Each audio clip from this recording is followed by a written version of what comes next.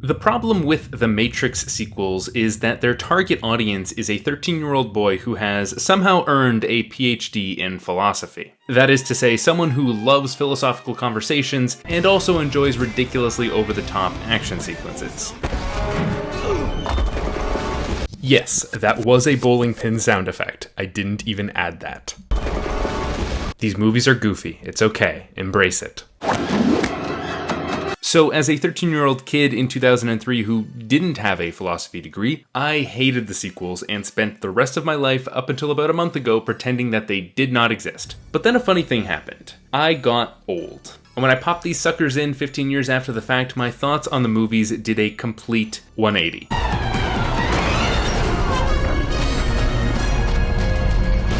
This feels like a confession, but I had so much fun watching these movies. More fun than Hugo Weaving had acting in them.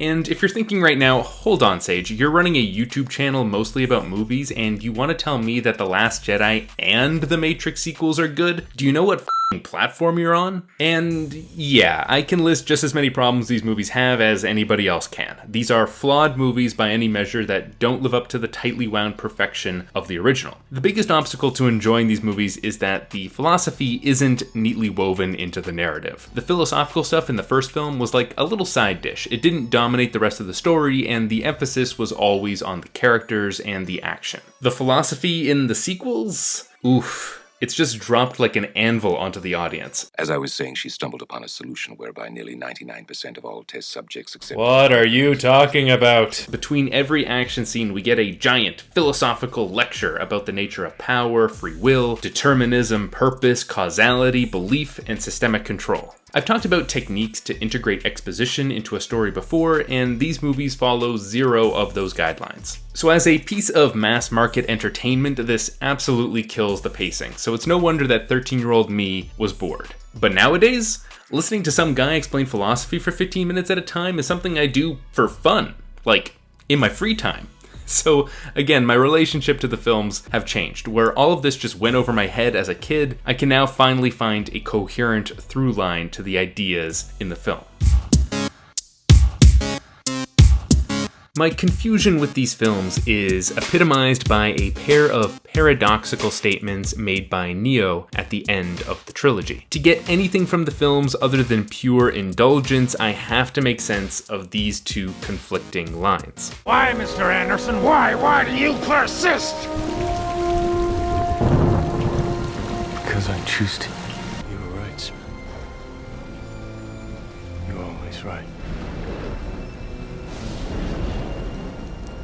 It was inevitable. Because I choose to.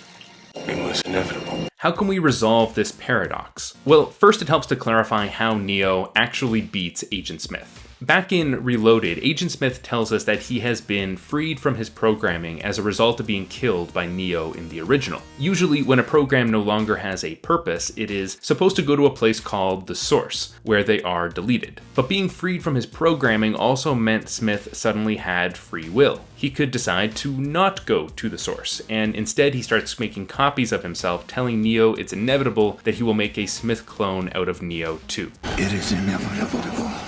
As the One, Neo is also supposed to go to the Source. The machines are trying to get him there because once the One reaches the Source, the Matrix is rebooted. Man, it is sort of irritating that every name in this universe is just a noun with the word "the" in front of it. At the end of the final film, Neo goes to the Machine City, which is the location of the Source. So when Smith copies himself onto Neo, he unwittingly connects himself to the Source, which deletes him. Since Smith has become so powerful in the Matrix, this is the only way Neo can possibly defeat him. So once Neo has made the decision to fight Smith, it is inevitable that this would be the way he is defeated. The mechanics of the plot don't allow another option. So that's one explanation for the line about inevitability. The philosophical answer comes by way of asking, is Neo free to make the choice to fight in the first place? Is he free to make any of the choices he's making? This is where all that talk in The Matrix Reloaded comes in handy.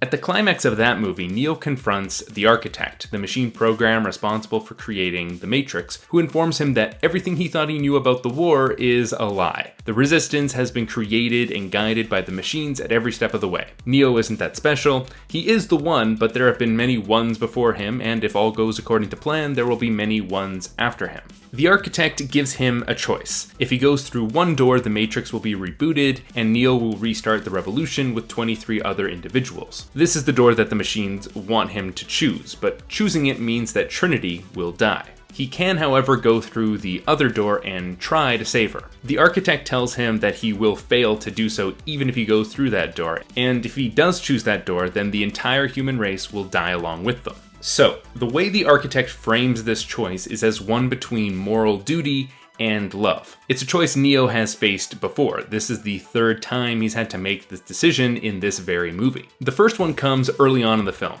Neo wants to spend some time with Trinity, but is confronted by a crowd of people who need him for spiritual support. No one's lives are at risk here, so in a tensionless choice between love and duty to the world, Neo chooses to help others. The second choice comes when the Merovingian refuses to help them. His wife, Persephone, hey look, an actual character name, says that she will help on one condition. I'll give you what you want, but you have to give me something. What? A kiss. Excuse me. Now the stakes are higher. Humanity's survival hangs in the balance, or so Neo believes, so once again he has to choose, love or duty. Again, he chooses to help others. So by the time he reaches this point of the story, the Architect has every reason to believe that Neo will promptly walk through that door to the source and do his job. But Neo doesn't. When the stakes are raised to their highest degree, and when Trinity's life hangs in the balance, he chooses to save her. And the Architect tells us why. Already I can see the chain reaction. The chemical precursors that signal the onset of an emotion designed specifically to overwhelm logic and reason. An emotion that is already blinding you from the simple and obvious truth. She is going to die, and there is nothing you can do to stop it.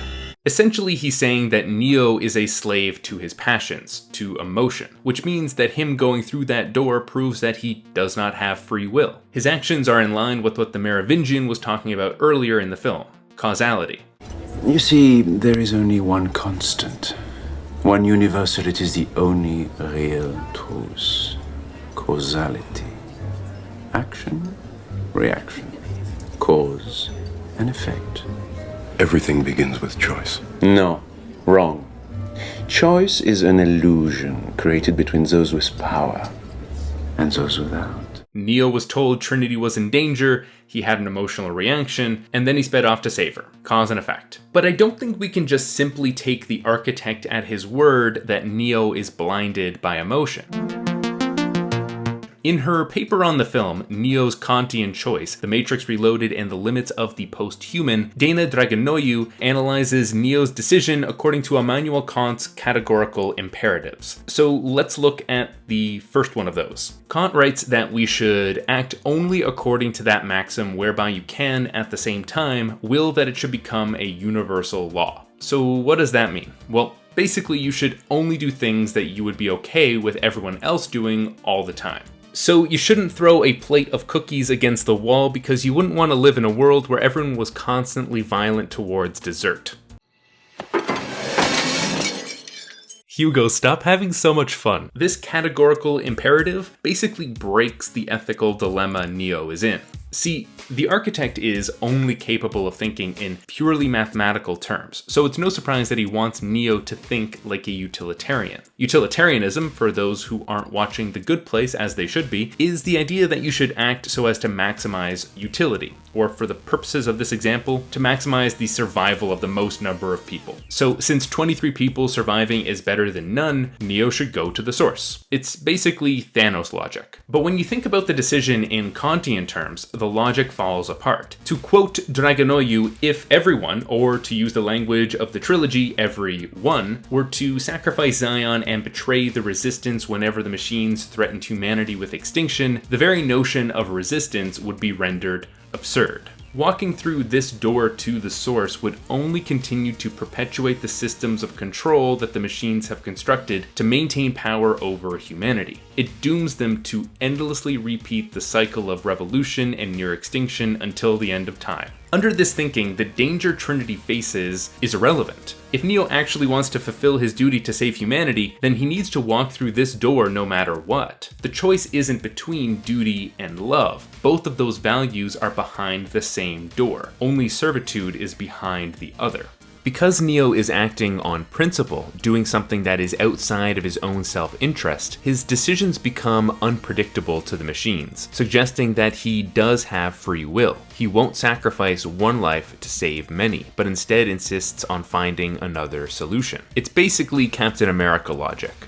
We don't trade lives, Vision. But the fact that Trinity's life also hangs in the balance complicates our analysis of Neo's motives here. Was he a slave to his passions after all, or did he choose to do what was morally right? What actually motivated him to go through this door, love or moral duty? Because the first indicates determinism, and the second indicates free will. Luckily, the events of the third film clarify this by removing Trinity from the equation. First of all, instead of trying to keep Trinity out of the line of fire like he did in Reloaded, in Revolutions, he doesn't stop her from joining him on his suicide mission to the Machine City. Doing so demonstrates his willingness once again to sacrifice his own self-interest, his love, in order to do what is morally required of him. Her death along the way essentially allows him to have clarity over his own motivations. And that's what the Oracle has been telling him he needed to do this entire time, to understand why he makes the decisions he makes, to know himself.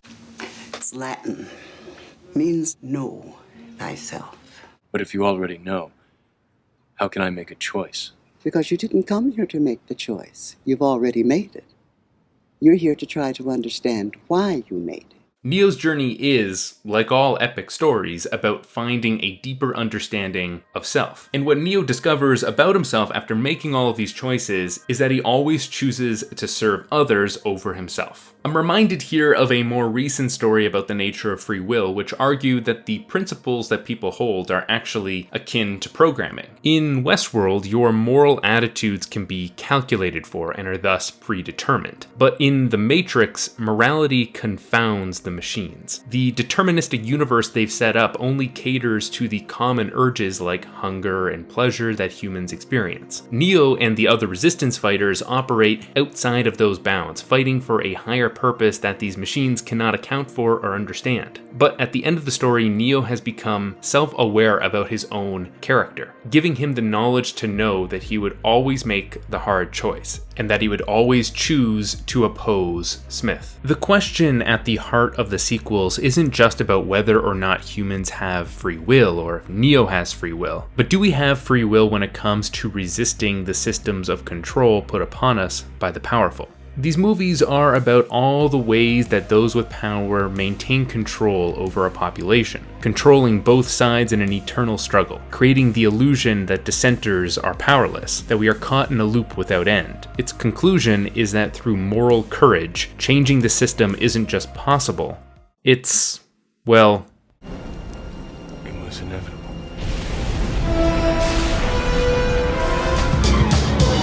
So while I went into a rewatch of these movies expecting to loathe every scene every step of the way, I came out of these movies exhilarated, thrilled to finally see through what I once thought was totally unclear. Opinions need refreshing every now and then. There are some movies whose reputations are so seemingly universally agreed upon, good or bad, that we stop questioning them. We take it as a given. But the great thing about art is that while it stays the same, you don't. And when you look back at something you thought you knew, it feels like waking up to a new reality when all you've ever known was the illusion.